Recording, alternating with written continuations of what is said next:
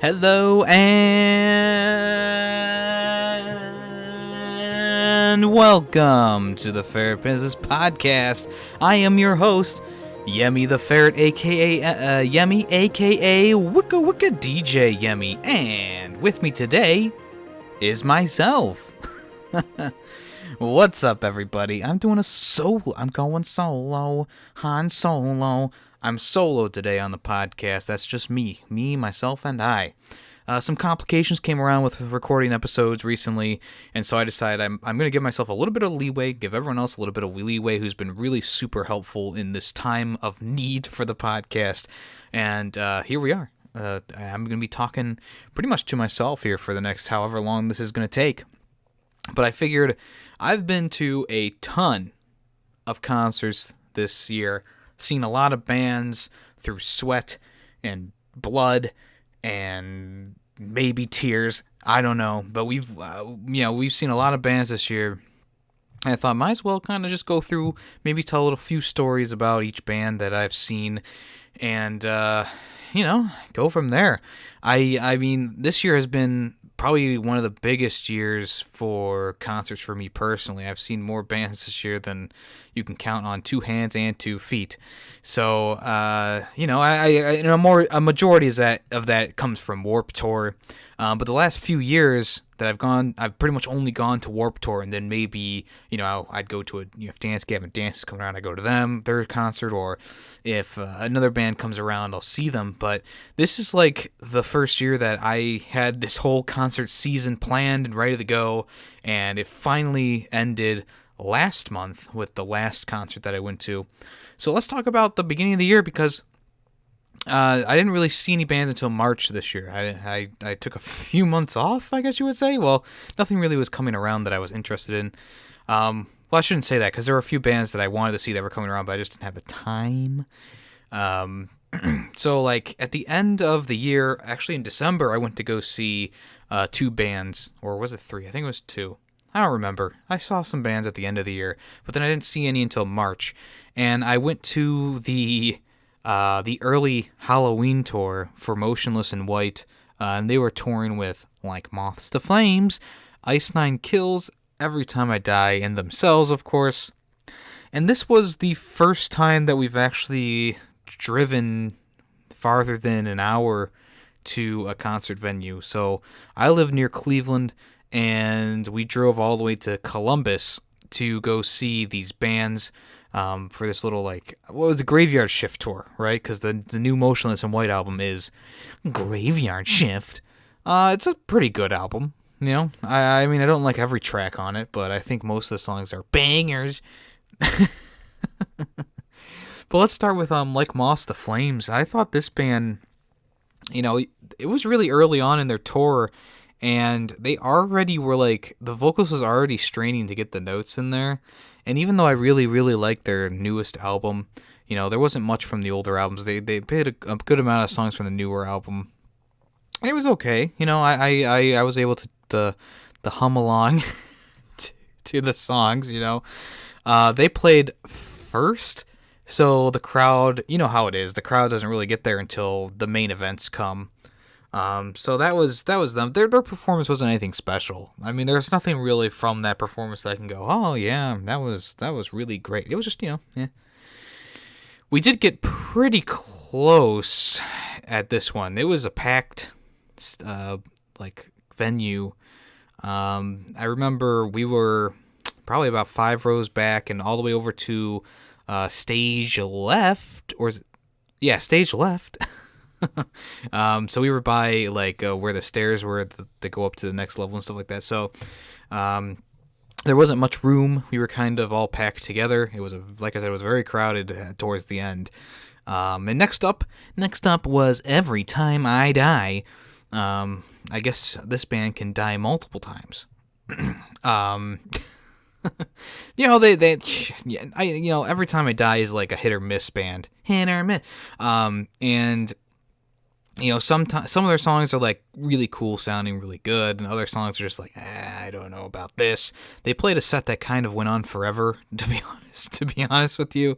They had some cool things happen. The guy jumped up on top of his amplifier and was playing, and there's this one guy in the band who's like super muscular, and he kind of was like really freaky to look at, because like the rest of the band's like skinny stoner kids, you know how those kids look, and then all of a sudden like this big dude comes up and he's playing guitar and he's like headbanging with his entire body, like his giant shoulders and his head were like one big muscle, so like when he headbanged he had to move his whole freaking top of his torso.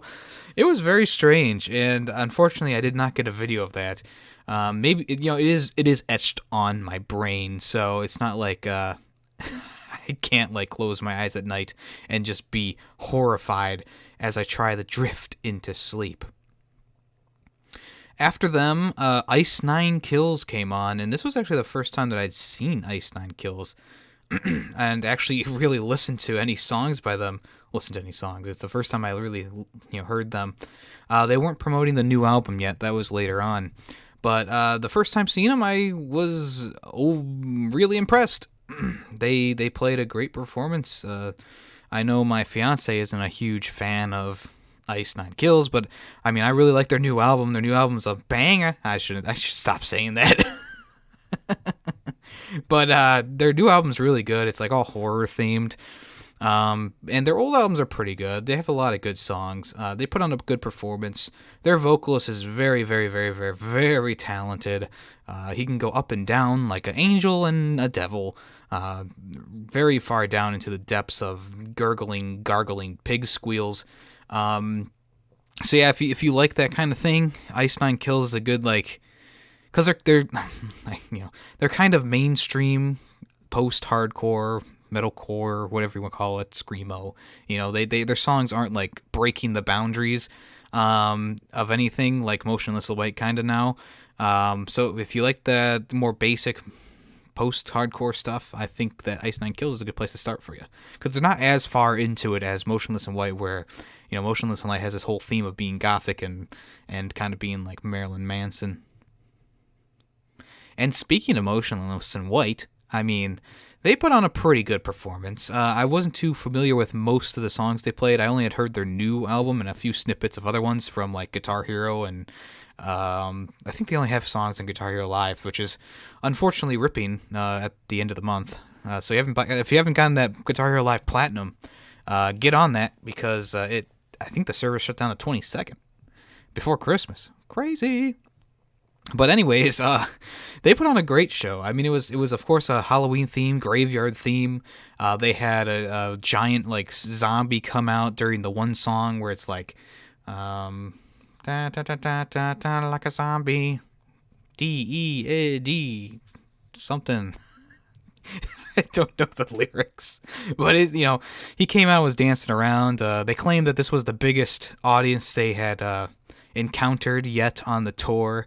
And they took a bunch of pictures and they posted them a day late on Twitter. And I was kind of like, well, okay. And all the other venues they did the same day. So, I mean, whatever. But yeah, they did a really good job. They opened it with Rats, which is a great song. It's a I'm not going to say a banger. It's just a good song to open with. It's a punch in the face. And I really enjoy that song. And so, I was able to get into this one. The bass guitarist, the original one from the beginning of the tour, I forget what his name is, but he was wearing like a BioShock getup, and he left the band midway through this tour, so we were able to see him play.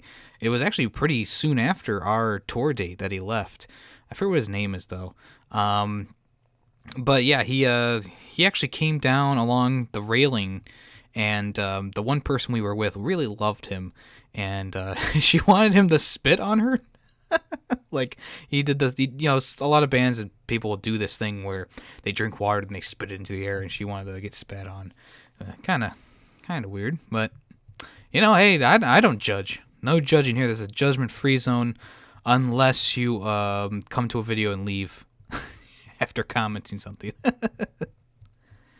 Hey, let's move on to the next concert. or the next show that I went to, there was 4 bands. Actually, these are bands that I never had seen before, and most of them I had never heard songs from before, so it was an experience for sure. And the show opened up with a band called Warriors, which is a very odd band. Like, their songs are pretty good. They're kind of like punk pop. Their newest album is called, like, I don't remember, something pop. But they're a little. It's a female led band. The drummer and the bassist are men, but they have a good sound to them. And they were really interesting to watch. They're also kind of strange. They have a strange story to them. Like, the lead singer is transitioning, and the bassist was wearing pink nail polish, and the drummer was wearing overalls.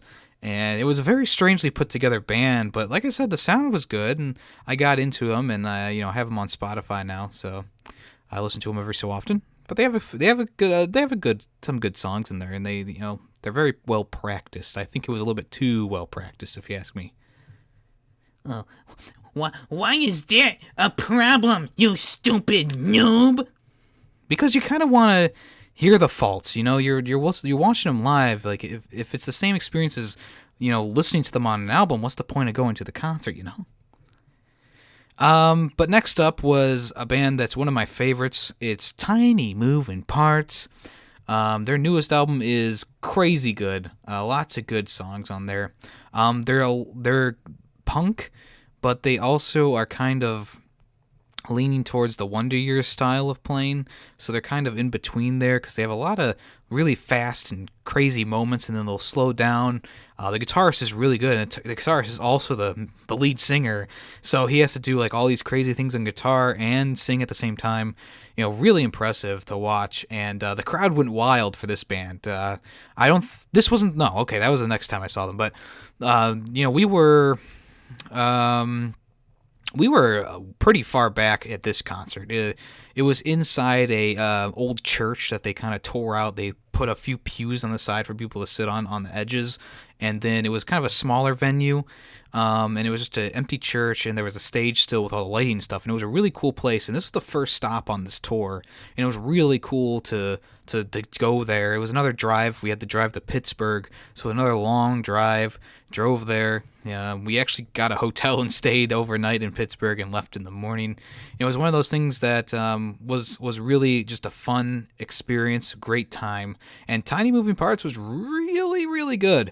And I was hoping to see him again, and well, spoiler alert, but we did see him again. But that's for later.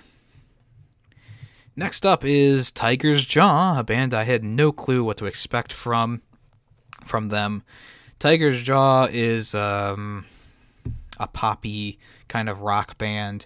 They didn't really fit with the lineup, to be honest with you, and their songs were kind of annoying. The fans were also going crazy for them. There was a bunch of people just screaming the lyrics, and I was like, it's not like a band to,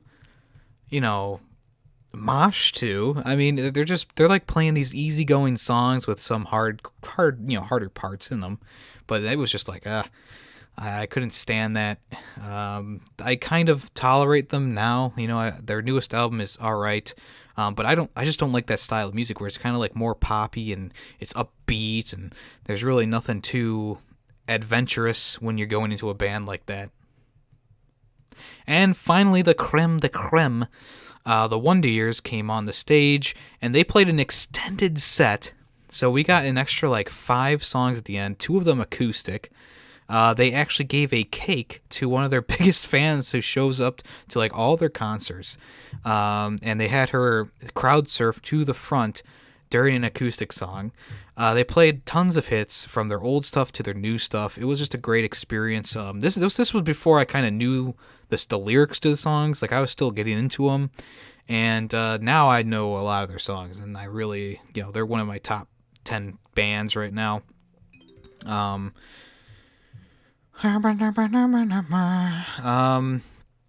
yeah, great performance, great time, great extended set. And we caught the set list. I'm not sure where it is, but we caught it. We caught the set list. Someone threw it into the crowd, and we got it. So that was really cool, especially because my fiance is a huge super fan of the Wonder Years. Next concert we went to was the End of Days Slayer concert. It was the one that was their final farewell tour for Slayer. And I said, we got to go to this. It's a great lineup, except for one band. And we went, and it was at this giant pavilion where Warped Tour is, near where I am. And it was a nice night. I was sick, though. I remember being very ill going to this. And luckily I was able to kind of drug up and just kind of chill out for the most part while we were watching. And we missed the first band, which was Testament, which I'm okay with. I am not a huge fan of Testament. I never really liked their songs. So I don't really have anything to say about them. And then we caught Behemoth at the end of their set, which was unfortunate because I like Behemoth. They're a little bit more death metal, black metal than I tend to like. But they put on from what I saw at the end, they put on a good performance, and I definitely would want to see them again if they were in another tour like this where they had some heavy hitters in the bands. But you know, the light show is always cool in these, and unfortunately during their set the sun was still out and up, so the light show didn't really matter for them per se because the pavilion doesn't make it dark enough. But later into the night, Lamb of God came on. No, Anthrax came on next. Anthrax came on, and Anthrax surprised me. I did not know that I knew so many Anthrax songs. Just from playing Guitar Hero and listening to the radio, I was like, wow, there's a lot of songs that I knew that they played. Like, I think there was only one song that they played that I didn't know. And I was like, wow, that's kind of crazy because I've never really gotten into Anthrax. You know, like everyone knows Caught in a Mosh and blah, blah, blah. But, you know, they played like Indians. They played Caught in a Mosh, of course. They played Antisocial. You know, they played every single hit that they had. And it was just a great performance. They still sounded pretty good. And I enjoyed it. After them, the sun started setting, and Lamb of God took the stage. Very, very good performance. The only thing that I really have to say about them is their light performance is really good, and I think they're really tired of playing their number one song, Laid to Rest. They were not trying to make it as technical as they could, like the other songs, and they were very tired. I'm guessing they really just hate that song now, but they're like, it's the one that put us to the top. Guitar Hero. Ow! Fuck my hand. Oh, that hurt. That's the song that was on Guitar Hero 2, and it threw them into the limelight, just like Rush. And my fucking hand. God. Geez, where was I? Yeah, that's the song that just put them into popularity, so they probably play it a lot simply because, hey, this is it. Let's do it. And then they start playing and they're like, okay, time to go to sleep.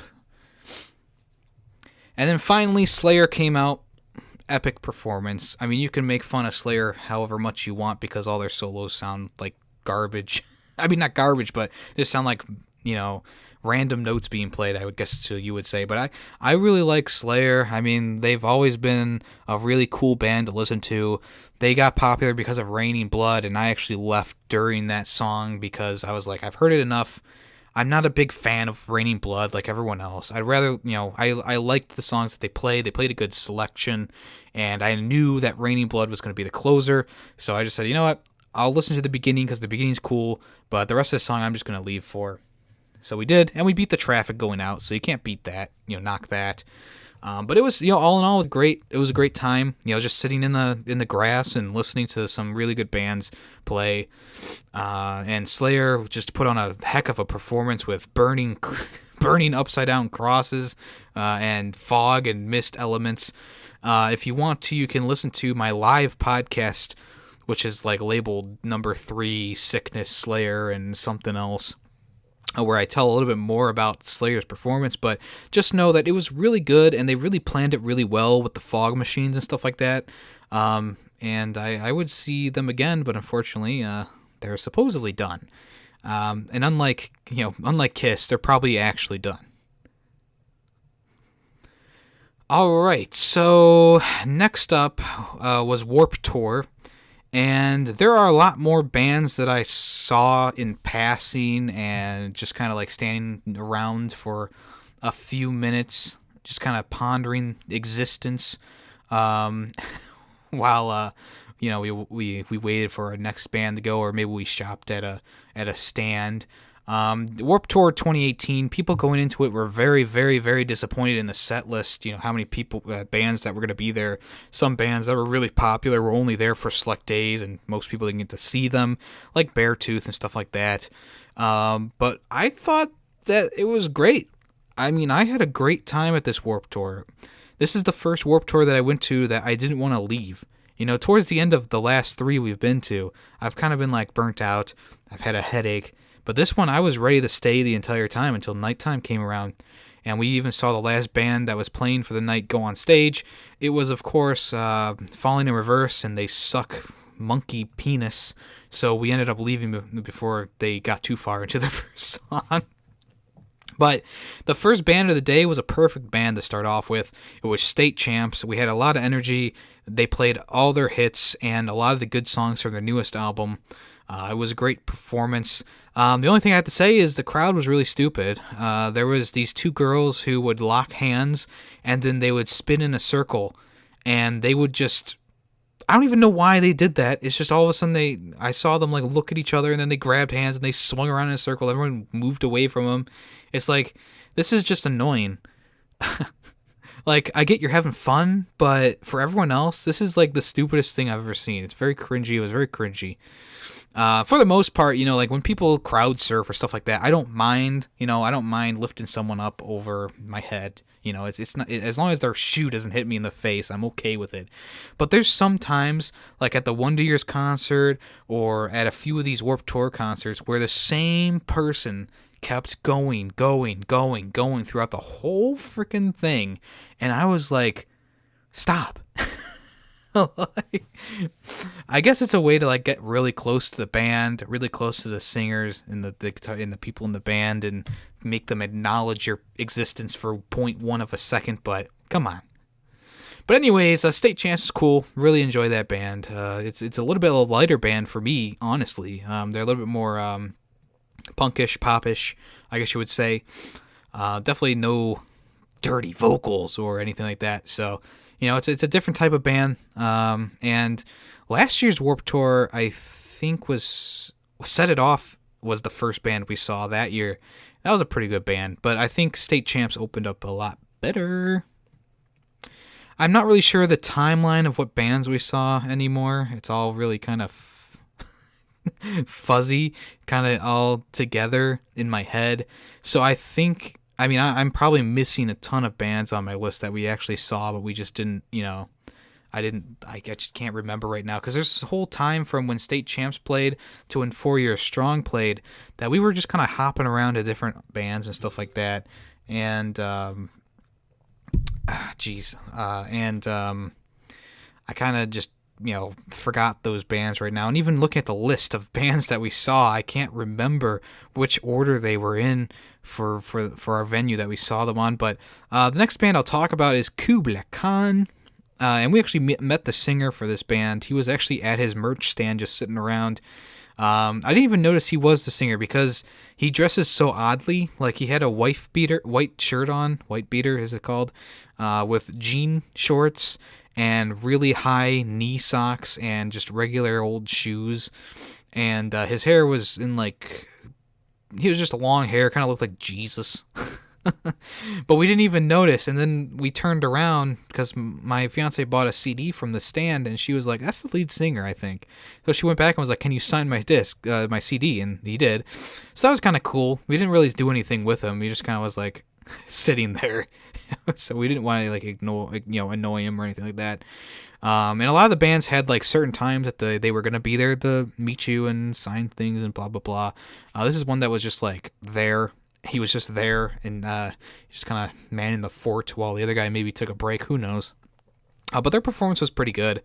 A lot of their songs sound similar. And I didn't know that Kublai Khan was so anti-religion until this guy was like preaching before every song about how, the Bible came over from England and ruined this nation. And that was a little far for me. Like, I'm not a religious person, but I don't think I would, like, I don't know. I think it's because I think he's like Native American descent, so he has a lot of animosity. I don't know. I don't want to spew things that aren't true or possibly not true. But anyways, they had a good performance. They had like random people come in and do some of the parts for the songs, and if you didn't know the bands, like, you wouldn't know who they were. Like, the guy from Knocked Loose was there. He did like a 2-second part, and then there was this other guy who was there from a different band, and there was this one guy who was dancing the whole time in the background, and then he came up and did a huge thing. So it was kind of weird, but it was a good performance, and we got front row to that one. That was really cool. The next band, we saw half of a 4-year strong set, and we saw them last or 2 years ago. Was it last year or 2 years ago? I think it was 2 years ago at Warped Tour, and they put on a really, really good performance. This time around, they were on a weird stage. They were on like the pavilion stage, which didn't have really good acoustics, I didn't think, and so it sounded a little bit hollow to me, to be honest with you, but it's 4 years strong. They still put on a great performance, and what we saw, I think they chose a really good opener instead of it being, it must really suck to be 4 years strong, which is a song named by them.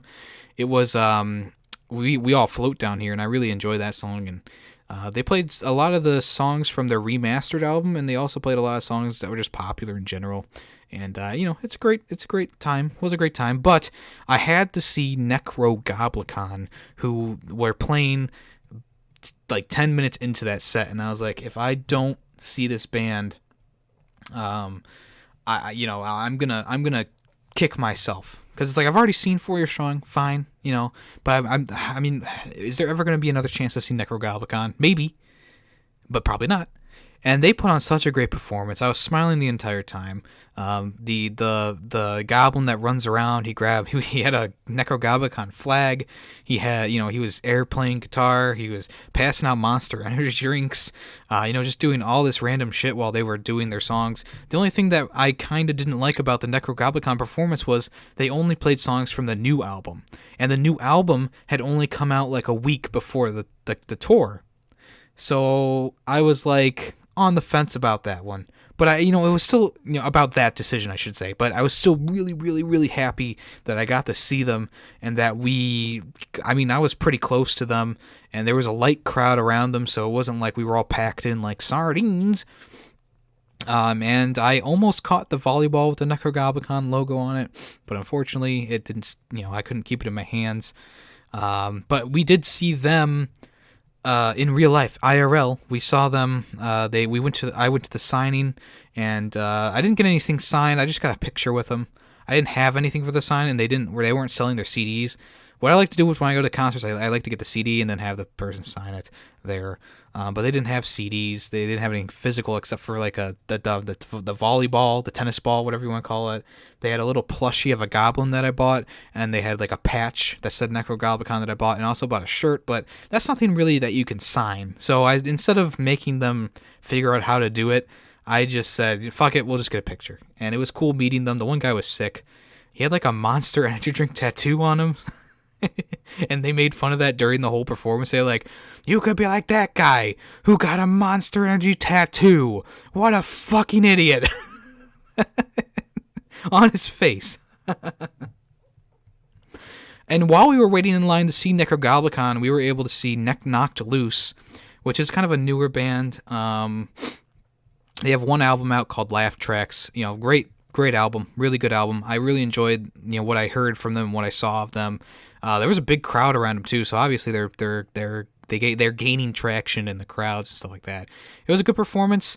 I didn't get to stick around for the whole thing, so I can't say how good they were at the end, but from what I heard, it was pretty good. Not too bad.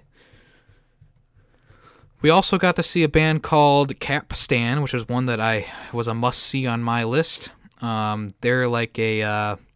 kind of like a counterparts type band, but with more clean vocals than dirty vocals. Their albums are kind of like concept albums. They're mostly EPs, not full albums. And so when you go onto Spotify, a lot of their albums are labeled just under the EPs, which is kind of weird to me. But I bought 2 CDs from them, and we got to meet them after the show, and they signed both my CDs. We talked a little bit. I asked them, why the album, because the album cover has like a pelican being killed by a bull on the front of it. I'm like, what is this symbolic, whatever. I wish I could have had an interview with them. They said that they wanted to keep in touch on social media, but I think they said that to everyone. And I did follow them on Twitter. I would really like to talk to those guys because they were really cool. They were really chill. They spent the time. They talked to you. They interacted with you. And then we took our pictures and said our dues and left. Really cool guys. Really great performance they put on. Definitely one of my favorites from that Warped Tour. We saw Motionless in White again, and Ice Nine Kills again. Ice Nine Kills, we kind of stayed for only half the show. They were playing all their new songs, pretty much, except, well, I guess they were playing a lot of the singles that it came out. And Motionless in White, we caught the tail end of that, and the guy was like, oh, they're booting us off stage early, so you can choose between Voices or this older song that's really popular. And everyone, thank goodness, voted the older song, because Voices is a really annoying song, made for radio pretty much. So the performance is all right. Not going to say it was better than seeing them on their headlining tour. Same thing with Ice Nine Kills. I liked their first performance better. This one, they dressed up as the different horror icons. Like there was Jason, and there was Good Time to Blank. Anyways, they dressed up as all the horror icons that they kind of sing about. So it was kind of cool to see that for a little bit. And after them was Twisted. I guess they're excommunicated juggalos. But Twisted, I guess St. Claus Posse and them have a beef. And Vash in the Pit was talking to me about this while he was playing Dead Space with Douglas and Dragons, but apparently they had a falling out, so a lot of their fans split. But I thought they put on a fun performance. Like, I didn't mind their songs, and I thought the drummer was the most fun guy to watch because he was just playing these simple drum beats and really bored, but he was making it fun for himself. But the songs aren't bad. They're like a rappy. They're almost exactly like Insane Cloud Posse. They're just a little bit skinnier. And their makeup's a little bit different. But everyone else in the group didn't like him, but I thought that it was a fun performance, and I appreciated them going on stage and putting on that performance. And I stayed for the whole thing, too. Like, I was planning on just, listening to a few songs for a meme, but I actually stayed and enjoyed them, so whatever. I guess the last band to really talk about, because that was one of the last ones we saw, was Twisted. And Real Big Fish. Real Big Fish was one of the last bands we saw as well. Real Big Fish puts on the same performance every time you see them, whether it's at Warped Tour or wherever. They're just a goofy band. They kind of say a lot of the same jokes, but they still play their songs extremely well. And the jokes still hit. It's not like they don't hit. They're still funny. The lead singer is obviously just living life, being a one-hit wonder band, and they were pretty good. They're still good. They still sound good. They can still play their instruments, and it's nice to see them still kind of getting a good following around them. I just wish that their merch wasn't so freaking expensive. Like, their t-shirts were like $30 to $40, and I was like, no way. no way am I buying that, even though I really like their logo. And then the last band I'll talk about from Warped Tour 18 is the Amity Affliction. I went into this thinking that they were going to suck major dick, but they actually sounded pretty good. And then their newest album, they changed their sound entirely, and they sound like shit. So, I try and throw them a bone, I give them a compliment, and then they change their style, and now I will never listen to them again. Anyways, moving on. I got to see my favorite band ever with a few other bands that I enjoy and one band that I hate. Despise. But the night started off with Cianvar, which is the guitarist from Dance Gavin Dance, his solo band, or just band in general. And they rarely ever tour, so this was like a once-in-a-lifetime opportunity, and they played really well. The guitarist, the guitarist from Dance Gavin Dance didn't really move much, but the other guitarist was like all over the place. Him and the singer had really great chemistry. They played extremely well. So we were up in the balcony, and so we got to kind of see just the whole thing. We rarely ever go up into the balcony, but I didn't feel like dealing with people slamming into me after Warped Tour. I had had enough of that for then. So we were up in the rafters for that one, with this whole concert. And then another band that I really, really like is called Era, and they came out onto the stage, and they just had a really great performance. They played one song that they said they never play live, which is one of my favorites, which is called Hourglass. And now I see why they don't play it live, because it was a little messy. They had a recorded track for the guitar thing that happens during the song, and they just couldn't keep time with it. It was really weird, and I'm kind of disappointed that they kind of ruined my favorite song. But it was a nice gesture, I should say, and the rest of the performance was really good. They really got the crowd going. It was just all on point. It was really fun. Then I think their name is Icy Stars. I don't know. I think it's Icy Stars. I mean, this band was just garbage. I mean, just everything about it was garbage. The light show, the sound quality, it was just, and everything else in between was just all garbage. The bass was just really, really freaking loud. And it was hurting my ears even though I had earplugs in. Yes, I'm one of those people. And like the drums were like really loud as well, and then everything else was really quiet. So all you heard was bass, the drums, and maybe a peep from the lead singer. It was just a really terrible performance, and I never want to see them again. Like that was awful. If they're touring with other bands, I mean, this is gonna make me consider not going to that concert. But then the night was saved by Dance Gavin Dance, because I know every one of their songs and was able to yell and scream and sing along and just have a great time with my friends. Dance Gavin Dance just always puts on a great performance. The theme of this one was from their last album, which is called Mothership. They had just released their newest album, and they only played 2 singles from it. And I think they planned it out that way because they were ending. We caught the end of this tour because their new album had come out, Artificial Selection. They were playing their tour for to promote it, which already came around, and we didn't get to see them. And the funny thing about when they came around this time for the Artificial Selection tour with what's their face, Under Oath, they came around with a few weeks ago, maybe a few days ago. Is the singer for Dance Gavin Dance had a concussion, so he wasn't even able to come to the last 3 performances. So everyone in the audience was able to sing the parts for them, and the Dirty Vocals were there as well. They have 2 different people for that. But I thought that could have been a cool experience, but also would have been kind of disappointing because you like to hear them live because they sound really good live. But yeah, Dance Gavin Dance, still a powerhouse and still a great band. Love them. After that, we saw the same bands again from that I've already talked about. Warriors, Tiny Moving Parts, Tiger's Jaw, and Wonder Years. This time for the Wonder Years, and actually all these bands, they had shorter set lists. Tiny Moving Parts I almost freaking lost my phone at the start of their concert because I was just kind of taking a few pictures of the stage and them walking on stage, and as soon as they freaking hit that first goddamn note, the crowd pushed forward, and my arm, I was holding my phone, I held on to that phone for dear life.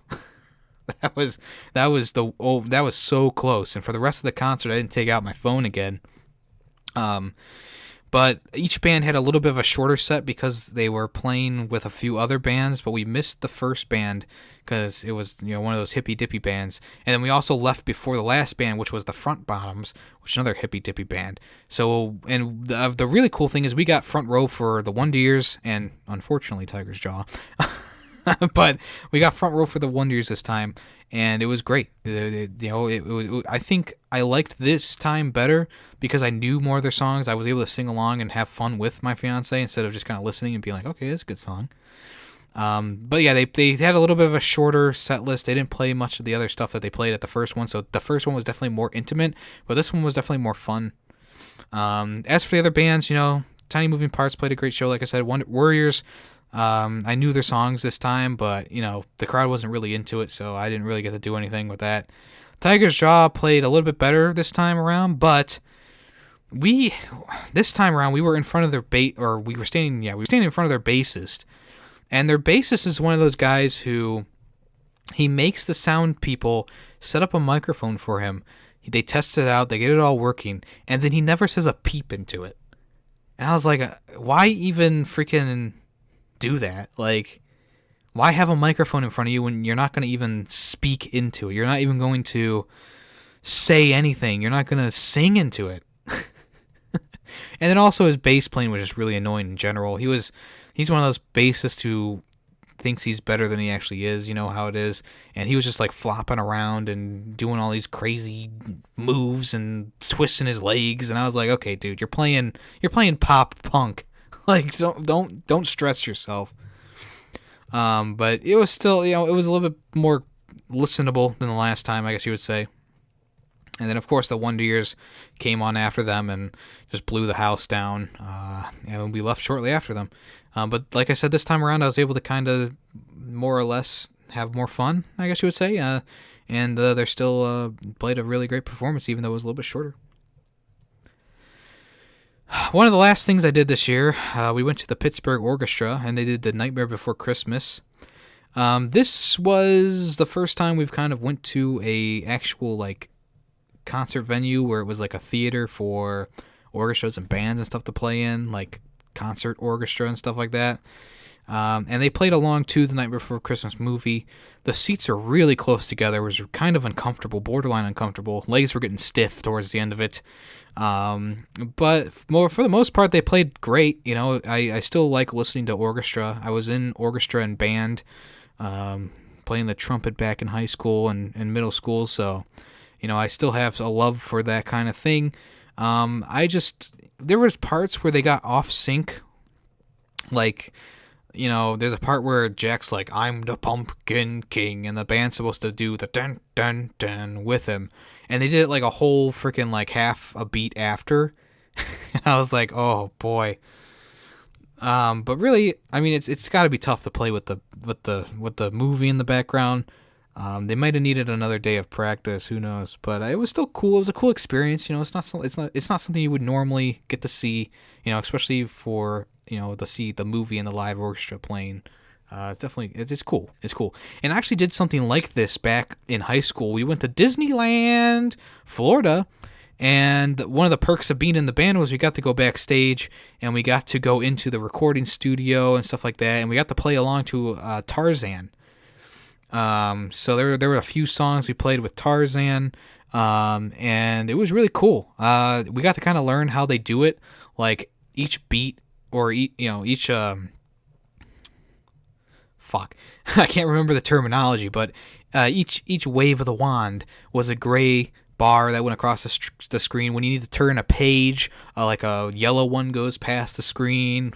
When there's like a stop, there's a red one, stuff like that. It was really cool. And this kind of reminded me of that, and I had memories of that. And I still probably could play that song that we played. It was very easy. But yeah, that's just was a cool experience. And then the final thing the final concert that we went to in November, it was the Circus Survive La Dispute show with the Queen of Jeans.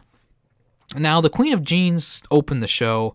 I had no clue what this band was. I have never heard of them before, and they were a hippy-dippy band with these three women for lead singers, and there was a dude on drums. And they opened with this really weird song. It's like the first song on their newest album, and they just went through the whole like 3-minute song of them just doing a cappella with sounds of like, a forest in the background. It was really weird, and there were times when they sounded good, like when they were jamming out and just kind of like playing their instruments. it sounded really good, but the lead singer was really strange. Especially the mouth movements she made when singing, like they weren't natural. And then also the bass player, she was like dressed up as like Kim Kardashian with her hair up like Cindy Lou Who, and she just did not know what to do while she was playing. Like, if you don't know what to do, just don't do anything. Just stand there and play, maybe sway back and forth. But she was doing like this weird like clockwork stuff where she like timed out in her head where she would lift her bass up and then put it down. It was just very robotic. It was listenable. Like, I'm not saying like it was like nails across the chalkboard, but it wasn't much better than that. But like I said, there were times when they actually played pretty well, I guess you would say. They had some cool moments where they were jamming out, smoking weed. And then La Dispute came out, and they had a really cool setup. They had 2 spotlights on either side of the stage, and then the rest of the stage was black. And this is a band that I don't really listen to, but I really enjoy them. And they played all these great songs, so the audience was crazy. Got hit in the face, almost nosebleed, kinda, when the singer came up and this guy was trying to push past us from like 5 rows back to get up to him and sing into the microphone for 2 seconds, and it was crazy. Like, the crowd was crazy. Every song that La Dispute does has this part where just it goes insane, and the crowd just would go insane. It was a great performance. They played really well. The lead singer is quite a character on stage. He does this like running in place move a lot, which is fun to watch. But it was a really cool venue, really cool idea, really cool stuff. And finally, to wrap it up here, Circus Survive was the last band on that set, and they played an okay show. I saw them last year in December for the last show of last year, and they played better then than they did now, but I think the show in general was better with the light show and stuff like that. They had like all these like white squares in the background, and a projector would kind of shine images on them or stuff like that. And they also had these like lights that would light up at times when they were singing and stuff like that. They also did one of their songs acoustic, which was really, really cool. Like, I'd never heard that acoustic before, so that was really cool to listen to. And other than that, nothing really to say about that concert. We were up in the front row for La Dispute, and then after that we were like, okay, we need to go back. And so we went back to watch Circus Survive. We bought a lot of merch this year. A lot of merch. The first time we saw the Wonder Years, I pretty much just got a few magnets and a t-shirt. My fiance got a jacket. That was kind of cool. For the Slayer show, we bought a t-shirt and a cup set, so that we have Slayer cups. And I got the official band, the official tour t-shirt, which is really cool. Warped Tour, I spent over $200 at just in stuff. Like I already said, I bought the plushies. I bought a ton of shirts from bands I love. I bought a few CDs, including the new Trash Boat one, which was really good. Dance Gavin Dance and Era and Sianvar. I got shirts from each of those people. The second time we saw the Wonders and stuff like that, we didn't get any new merch, I don't think. We saw the Night Before Christmas, we didn't get anything there, but at the La Dispute and Circus Survive show, another $100 spent there on just merch and stuff. So it was a great year for concerts and stuff like that. I'm happy with what I got, and I'm happy with what I saw. In totality, it was a great year for concerts for me. And I just wanted to kind of share that with you guys. And since I didn't really have anything planned for this episode, I thought, why not just talk by myself? Why don't I talk to this gnome that is next to me on my desk here for Christmas? I'm in the Christmas spirit. I'm in the holiday spirit. I got a gnome. All right. Well, anyways, as always, I am YemmytheFerret, and this has been another episode of the Ferret Business Podcast.